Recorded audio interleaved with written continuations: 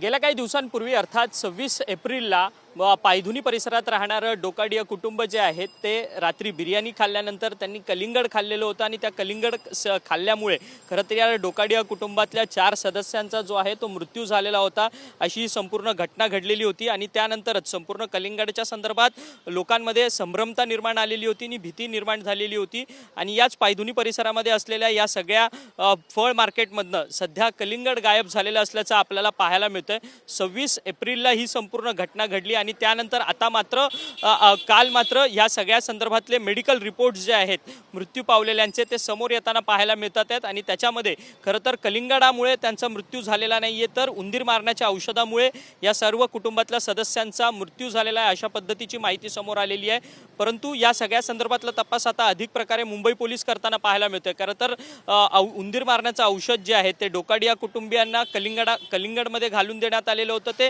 तिसऱ्या व्यक्तीकडनं देण्यात आलेलं होतं की त्यांच्याच कुटुंबातल्या सदस्यांकडनं देण्यात आलेलं होतं। या सगळ्या संदर्भातला प्रश्न जो आहे तो उपस्थित होताना पाहायला मिळतोय। या सगळ्या संदर्भात आता मुंबई पोलीस अधिक जलद गतीने तपास करताना पाहायला मिळतोय परंतु अद्याप देखील जवळपास 26 एप्रिल पासून आज जवळपास 8 मे आहे आणि 8 मे पर्यंत जवळपास 8 आणि हे 4 जवळपास 11 दिवस झालेले आहेत तरी देखील या सगळ्या पायधुनी नळ बाजाराच्या या सगळ्या फळ मार्केटमधनं कलिंगड मात्र गायब झालेलं असल्याचं पाहायला मिळतंय आणि फळ विक्रेते जे आहेत ते कलिंगड विकत नाही आहेत। कुठेतरी संभ्रमता जी आहे ती फळ विक्रेत्यांमध्ये सुद्धा आहे आणि ग्राहकांमध्ये कलिंगडाची भीती जी आहे ती कायम असलेल्याचं या सगळ्या घटनेच्या संदर्भात आपल्याला पाहायला मिळतं। व्हिडिओ जर्नलिस्ट योगेश गुरवसह अक्षय मंकणी, TV9 मराठी, मुंबई।